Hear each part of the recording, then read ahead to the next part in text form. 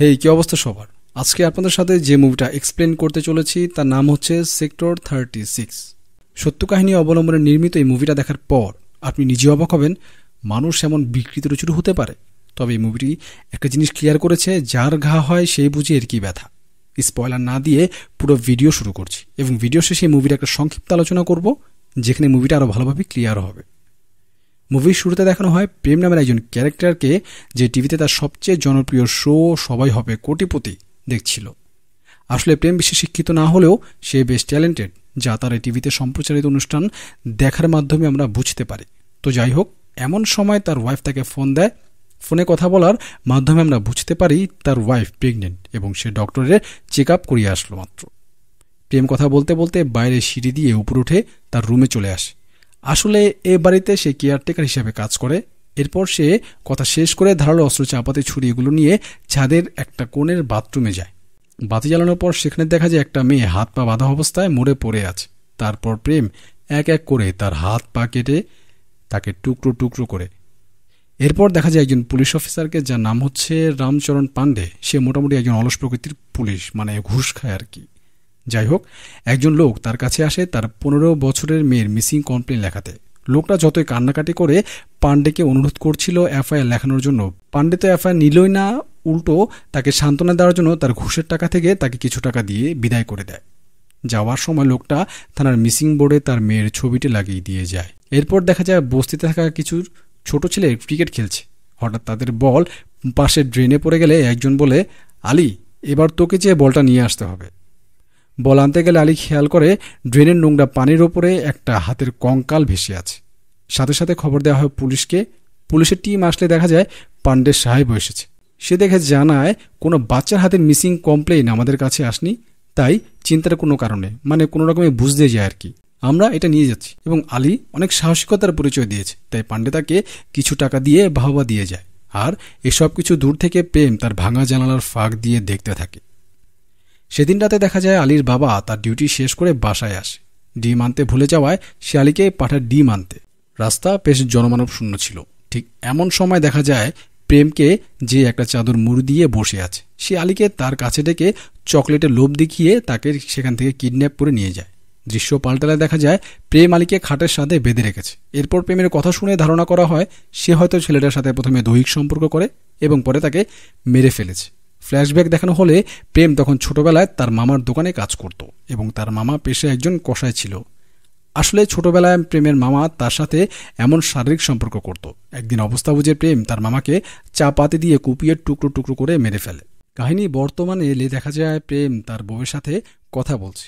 এমন সময় ছোটলাল নামের একজন তার মোবাইলে ফোন দেয়। আসলে এই ছোটলালের কাছে সে ওই সব লাশের অর্গানগুলোকে বেচে দেয়, যেগুলো সে এখন পর্যন্ত মেরেছে। এরপর দেখানো হয় বাসির নামের একজন লোককে, যার বাড়িতে প্রেম কেয়ারটেকার হিসেবে কাজ করে। বাসির বড়মাপের একজন ব্যবসায়ী এবং আজকে তার নাতনির জন্মদিন। নাতনিকে কাঁধে করে নিচে নামিয়ে আনে এবং কেক কাটে। কিছুক্ষণ পর দেখা যায় তার মোবাইলে একটা ফোন আসে এবং বাসি বলে, ঠিক আছে, আমি কাল দিল্লি আসছি। মানে প্রেম যে বাসায় থাকে সে বাসায় সে যাবে এবং চুমকি নামের একটা মেয়েকে পাঠিয়ে দিতে বলে। এরপর দেখা যায় সেই চুমকিকে, যে তাদের পুজোয় যাওয়ার জন্য রেডি হচ্ছিল। তো যাই হোক, সেখান যাওয়ার কিছুক্ষণ পর চুমকির মোবাইলে একটা ফোন আসে। অন্যদিকে পান্ডে এবং তার সাথে আরও 2জন কনস্টেবল নিয়ে তারা সেখানকার এক মেলায় রামলীলা নাটক করছিল। সেখানে পান্ডের বউ এবং তার একমাত্র মেয়েও ছিল। নাটকের প্রথম পার্ট শেষ হলে তারা ব্যাক স্টেজে যেয়ে নিজের কস্টিউম চেঞ্জ করতে থাকে। এমন সময় দেখা যায় সেখানে চুমকির বাবা এসে উপস্থিত হয় এবং সে জানায় তার মেয়ে হারিয়ে যায়নি, তার মেয়েকে কিডন্যাপ করা হয়েছে, আর কিডন্যাপ করেছে তার বস বাসি। আমার মেয়ে সেখানে কাজ করত। পান্ডে জিনিসটা এড়িয়ে যেতে চাইলে চুমকির বাবা পান্ডেকে বলে ওঠে, তোমারও তো মেয়ে আছে, তোমার মেয়ের সাথে এমন হলে তুমি বুঝবে। পান্ডে এবার পুরো খেপে যায় এবং চুমকির বাবাকে গালমন্দ করে সেখান থেকে বের করে দেয়। অনুষ্ঠান শেষ হলে দেখা যায় পান্ডে তার ওয়াইফের কাছে আসে এবং জানতে চায় তার মেয়ে কোথায়। পান্ডের বউ বলে সে তার বান্ধবীদের সাথে ওয়াশরুমে গেছে। অন্যদিকে দেখা যায় প্রেম একটা মুখোশ পরে মেলায় ঘুরছে এবং সে পান্ডের মেয়েকেই মেলা থেকে কিডন্যাপ করে নিয়ে যেতে নেয়। এদিকে পান্ডে পুরো মেলায় তার মেয়েকে খুঁজতে থাকে এবং তার সাথে থাকা বাকি পুলিশরা। হঠাৎ করে পান্ডের চোখ তার মেয়েকে নিয়ে যাওয়ার সময় দেখে ফেলে। পান্ডে দৌড় দিলে অপেক্ষাকৃত ছোটলালের অ্যাম্বুলেন্সের গেট যেই খুলতে নিবে, প্রেম তার মেয়েকে সেখানে মাটিতে রেখেই দৌড় শুরু করে। পান্ডের বউ এবং অন্য কনস্টেবল ওই অ্যাম্বুলেন্স দিয়েই বেরিয়ে যায় হসপিটালে নিয়ে যাওয়ার জন্য এবং পান্ডে প্রেমের পেছনে দৌড়াতে শুরু করে। তবে সেই অবধি আর পান্ডে ধরতে না পেরে মাটিতে পড়ে যায় এবং কোনো রকমে বেঁচে পালিয়ে যায় প্রেম। এবং সেখানে বসে দেয়ালে লাগানো মিসিং পোস্টারের দিকে তাকিয়ে পান্ডে এবার কিছুটা অনুভব করতে থাকে। এরপর প্রেম বাসায় এসে তড়িঘড়ি করে তার বউকে ফোন দেয় এবং বলে তার কাছে কিছু গুরুত্বপূর্ণ জিনিস আছে, সেগুলো সে যেন সাবধানে রেখে দেয়। তখন সে এভারগ্রিন সং নামের একটা ডিস্ক বের করে। অন্যদিকে পান্ডে হাসপাতালে গেলে দেখে তার মেয়ে বেডে শুয়ে আছে এবং একপাশে কনস্টেবল এবং তার বউ দাঁড়িয়ে আছে। রেগে গিয়ে তার বউ তাকে সেখানেই গালমন্দ করতে শুরু করে এবং বলে নিজের মেয়েকে তো নিরাপত্তা দিতেই পারো না, অন্যের সন্তানকে কিভাবে নিরাপত্তা দেবে। পান্ডে এবার বুঝতে পারে এতদিন যেটা সে করেছে সেটা খুবই অন্যায়। তাই সেদিন রাতেই সে চুমকির বাবার কাছে যায় এবং বলে কাল সকালে থানায় চলে আসতে, তার মেয়ের মামলা সে নেবে। পরের দিন সকালে একজন মহিলা তার বাসার গেটের সামনে দাঁড়িয়ে ফোনে কথা বলছিল এবং তার ছেলে স্কুল বাসের জন্য অপেক্ষা করছিল। স্কুলের বাস এলে যখনই সে বাসে উঠতে যাবে ঠিক তখনই দুজন লোক হুন্ডা করে এসে বাচ্চাকে কিডন্যাপ করে নিয়ে যায়। অন্যদিকে দেখা যায় চুমকির বাবা এসে থানায় এফআইআর লিখে। এরপর পান্ডে চলে আসে বাসির বাসায়। প্রেম গেট খুলতেই সে পুরো নার্ভাস হয়ে যায়। এরপর পান্ডে ভিতরে গেলে সে দেখে বাসি নাস্তা করছে। এমন সময় টিভিতে মিসিং বাচ্চাটির কিডন্যাপিং নিয়ে নিউজ হচ্ছিল এবং সাংবাদিকদের প্রশ্নের উত্তর দিচ্ছিল এসপি জাওয়া রাস্তোগি। বাসি বলে কে চেনেন? রাস্তোগি আমি এবং আমাদের হোম মিনিস্টারের ছেলে কলেজ লাইফে একসাথে ছিলাম, খুব ভালো বন্ধু ছিলাম আমরা। বাসি বলে আমার বাসার কেয়ারটেকার চুমকির বাবাকে আগেই বলে দিয়েছে চুমকি সেদিন এখানে আসেনি, আর এই ব্যাপারে আমি কিছুই জানি না। এমন সময় চুমকির বাবা সেখানে এসে হট্টগোল শুরু করে দেয়। আসলে চুমকি একজন প্রস্টিটিউট ছিল এবং প্রতি মাসে বাসি চুমকির পরিবারকে 30,000 টাকা করে দিত। এমনকি যেদিন তার কাছে আসতো চুমকিকে তখন সে আলাদাভাবে পেমেন্ট করত, আর এসব কিছুই চুমকির বাবা জানত। এ কথা শোনার পর পান্ডে উল্টো চুমকির বাবাকেই মারতে শুরু করে এবং মেরে বের করে দেয়। বাসি এমন সময় তার বন্ধু রাস্তোগিকে ফোন দিয়ে পান্ডে এখানে আসার কথা জানিয়ে দিলে ফোনে তখন রাস্তোগি পান্ডের সাথে কথা বলে এবং সেখান থেকে তাকে চলে আসতে বলে। এরপর সেদিন পান্ডে রাস্তোগির অফিসে যায় চুমকির সিম ট্রেস করার জন্য। তখন রাস্তোগি তাকে মিষ্টি ভাষায় অপমান করে এবং বলে ভিভা নামে যে বাচ্চাটা সকালে কিডন্যাপ হয়েছে এটা নিয়ে কাজ করো, প্রমোশন হবে। ওই বস্তিতে যারা থাকে তাদের বাচ্চা হারিয়ে যায় না, তারা তাদের বাচ্চা বেচে দেয়। অযথা তুমি সকাল সকাল বাসিরের মতো একজন সহজ সরল লোককে চুমকির মতো একটা মেয়ের জন্য তার বাসায় গিয়েছো তাকে জেরা করতে। পান্ডে যতবারই বলার চেষ্টা করছিল যে চুমকি বাসিরের বাসা থেকে লাপাত্তা হয়ে গেছে, তার রিক্সার ড্রাইভার তাকে সেখানে নামিয়ে দিয়ে এসেছে, রাস্তোগি তার কথা তো কান দিলই না, উল্টো পান্ডেকে সাসপেন্ড করার জন্য হুমকি দেয়। পান্ডে অবাক হয়ে নিশ্চুপভাবে সেখান থেকে মাথা নত করে তার থানায় চলে আসে। অন্য কনস্টেবল তখন পান্ডেকে জিজ্ঞেস করে চুমকি রিক্সার চালককে কি করবে। পান্ডে বেচারা হতাশ হয়ে ছেড়ে দিতে বলে। তখন কনস্টেবল পান্ডের টেবিলের ড্রয়ার থেকে একটা মোবাইল ফোন বের করে।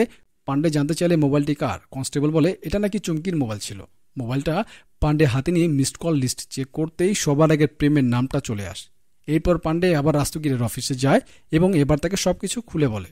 রিক্সা চালক তার জবানবন্দিতে বলেছে সেদিন সে চুমকিকে বাসিরের বাসার সামনে নামিয়ে দিয়ে আসে। এর ঠিক 2 ঘন্টা পর যখন ড্রাইভার চুমকিকে বাসিরের বাসার সামনে আনতে যায় তখন গেট খুলে প্রথমে প্রেম। তখন সে ড্রাইভারকে চুমকির মোবাইল দিয়ে বলে মোবাইলটা শ্রাদ্ধা স্টেশনের সামনে ফেলে দিয়ে আসতে এবং কেউ যদি চুমকির কথা জিজ্ঞেস করে বলবে সে ড্রাইভার চুমকিকে শ্রাদ্ধা স্টেশনের সামনেই নামিয়ে দিয়ে এসেছে। পান্ডে বলে যদি প্রেমকে আমরা অ্যারেস্ট করি তাহলে আরও অনেক তথ্য জানতে পারবো। রাস্তোগি তখন আরেকজন পুলিশকে ডেকে পান্ডের নামে সাসপেনশন অর্ডার রেডি করতে বলে। পান্ডে আবার অবাক হয়ে চুপ করে বসে থাকে। অন্যদিকে দেখা যায় টিভিতে ভিভান নামের ছেলেটাকে পুলিশ উদ্ধার করতে পেরেছে, যার পুরো ক্রেডিট যায় রাস্তোগিরের ওপর। সপ্তাহখানেক পরের কাহিনী। পান্ডেকে দেখা যায় প্রেমের ওপরে নজর রাখছিল এবং তখন প্রেম ছোটলালের সঙ্গে কথা বলছিল। ছোটলাল চলে গেলে প্রেম বাসায় গিয়ে রাতের খাবার খাচ্ছিল এবং তার ফেভারিট শো সবাই হবে কোটিপতি দেখছিল। এমন সময় বাসি প্রেমকে ডাক দিয়ে বলে রুমের ভেতরে সব ঠিক করতে। রুমের ভেতরে গেলে দেখা যায় 2 জন মেয়ে বিকিনি পরে দাঁড়িয়ে আছে এবং প্রেম তাদের সামনে রাখা হ্যান্ডিক্যাম থেকে একটা ডিস্ক বের করছে। অন্যদিকে সাসপেন্ডের মেয়াদ শেষ হওয়ার আগের দিন রাতে পান্ডে এবং কনস্টেবল পাঠাক ছাদে বসে ড্রিঙ্কস করছিল। কথার এক পর্যায়ে পান্ডের মেয়ের কিডন্যাপ হওয়ার কাহিনী মনে হয়। তখন পাঠাক দূরে আঙ্গুল দেখিয়ে বলে ধন্যবাদ দেওয়া উচিত ওই অ্যাম্বুলেন্সের চালককে, সেদিন তার অ্যাম্বুলেন্স মেলার গেটের সামনে দাঁড়িয়েছিল এবং এই অ্যাম্বুলেন্স করেই আমরা আপনার মেয়েকে হাসপাতালে নিয়ে গিয়েছিলাম।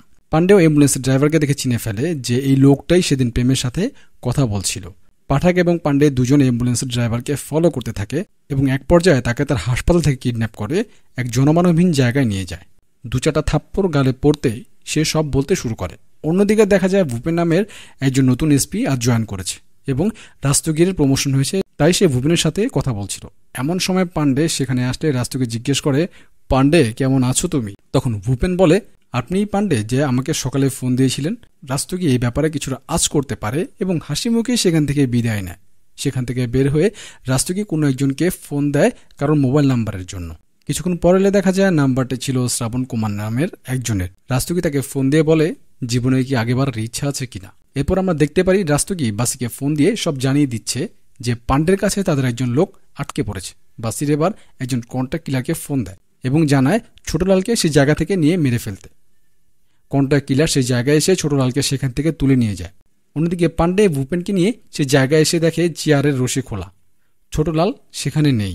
এমন সময় পাঠাক সেখানে চলে আসে, যদিও তার দায়িত্ব ছিল ছোটলালকে পাহারা দিয়ে রাখা, কিন্তু পাঠাক খেতে গিয়েছিল বলে জানায়। ভূপেন ব্যাপারটি বুঝতে পারে এবং বলে প্রেমকে অ্যারেস্ট করার জন্য।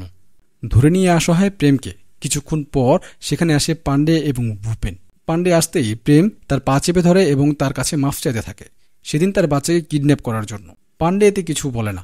এরপর শুরু হয় প্রেমের প্রশ্ন উত্তর পর্ব।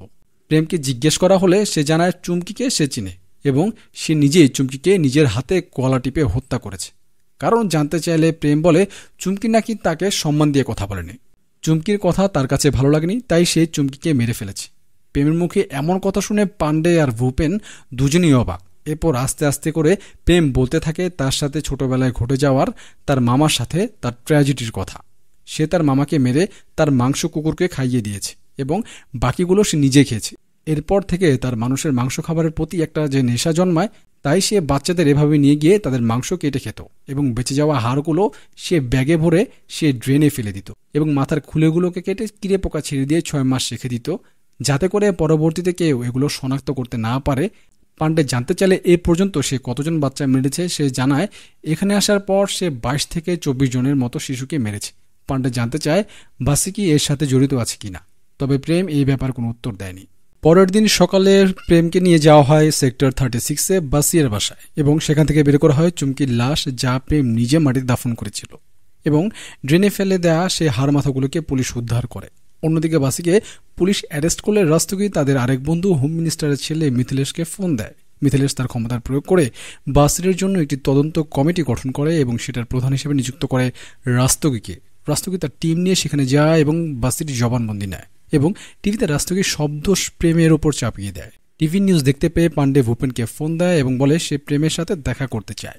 পরদিন সকালে পান্ডে চলে যায় প্রেমের সাথে দেখা করতে। প্রেমকে সে জিজ্ঞেস করে এই যে বাচ্চাদের অর্গান সে বিক্রি করে টাকাগুলো পেত, সেগুলো টাকা সে কি করত? প্রেম বলে সেগুলো সে ছোট লালকে দিয়ে তার বাসায় পাঠিয়ে দিত। তখন পান্ডে বলে তোমার এই ছোট লালকে আমরা প্রথমে তুলে নিয়ে যাই এবং পরে আমাদের থেকে অন্য কেউ নিয়ে যায়, তার মানে তোমার বউয়ের কাছে এখন পর্যন্ত টাকা পৌঁছায়নি। তখন প্রেম তার বাসায় যাওয়ার জন্য পাগল হয়ে যায় এবং পান্ডের কাছে অনুরোধ করে থাকে। পান্ডে বলে এখান থেকে তোকে কেউ বের করতে পারবে না। প্রেম বলে পাপাজি মানে বাসি তাকে বের করে নিয়ে যাবে। তখন পান্ডে বলে বাসি সব দোষ তোমার বলে চালিয়ে দিয়েছে, সব খুন, বাচ্চাদের রেপ সবকিছু নাকি তুমি করেছো।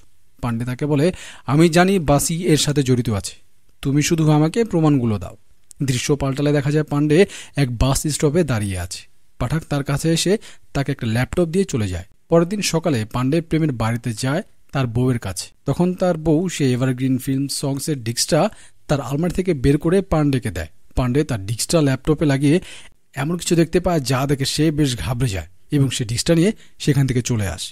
রাস্তায় অনেকক্ষণ বসে থাকার পর দূরে একটা গাড়ি আসতে দেখে পান্ডে লিফট চায়। তারা তাকে লিফটও দেয়। আসলে এরা হচ্ছে তারাই যারা বাসিরের হুকুমে ছোট লালকে মেরে ফেলেছিল এবং এখানে তারা পান্ডেকে মেরে ফেলে আর তার কাছ থেকে ডিস্কটাও ভেঙে ফেলে। এই ঘটনার 6 মাস পর দেখা যায় বাসি জেল থেকে ছাড়া পেয়েছে এবং পাঠককে দেখা যায় সে এখন পান্ডের জায়গায় বসেছে, যার পুরো নাম হচ্ছে শ্রাবণ কুমার পাঠক এবং সে মিসিং কমপ্লেনের বোর্ডের পান্ডের ছবি লাগানো। মুভির শেষ দৃশ্যে আমরা দেখতে পারি পান্ডের সাথে যে আরেকজন কনস্টেবল ছিল সে পেপার পড়ছে এবং পেপারে পান্ডের হত্যাকারীদের গ্রেপ্তার করা হয়েছে বলে নিউজ করা হয়েছে। এমন সময় তার ঘরের দরজায় কেউ নক করলে বাইরে গিয়ে দেখে একটা বক্সটা খুলতেই দেখে সেখানে একটা ডিস্ক, যেটাতে লেখা ছিল মোর এভারগ্রিন ফিল্ম সংস।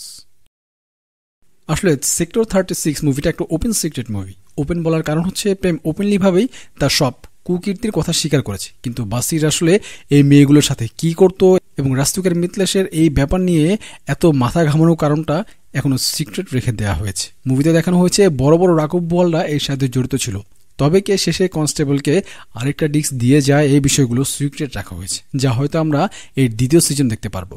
আসলে রাস্তোগি পাঠকই তার ইনফর্মা বানিয়েছিল পান্ডের ওপর নজর রাখার জন্য, যার জন্য সে পাঠককে অফার দিয়েছিল এবং মুভি শেষে পাঠককে আমরা যখন পান্ডের চেয়ারে বসতে দেখি তখনই তা বুঝতে পারি। তবে সমাজের এক শ্রেণীর মানুষ যে ওই বস্তিতে থাকা গরিব বাচ্চাদের ব্যাপারে কি চিন্তা করে তা এই মুভিতে অনেকটা স্পষ্ট। তবে অন্যদিকে বাসিরের স্বভাব চরিত্র তেমন একটা সুবিধার না, যা এই মুভিতে খুব ভালোভাবে দেখানো হয়েছে, বিশেষ করে তার নাতনিকে জোর করে কাপড় খোলানোর চেষ্টা। আশা করি ভিডিওটা ভালো লেগে থাকলে একটি লাইক দিবেন এবং চ্যানেলটি সাবস্ক্রাইব করবেন এবং কোনো মন্তব্য থাকলে নিচে কমেন্ট বক্সে জানাবেন। ধন্যবাদ। আসসালামু আলাইকুম।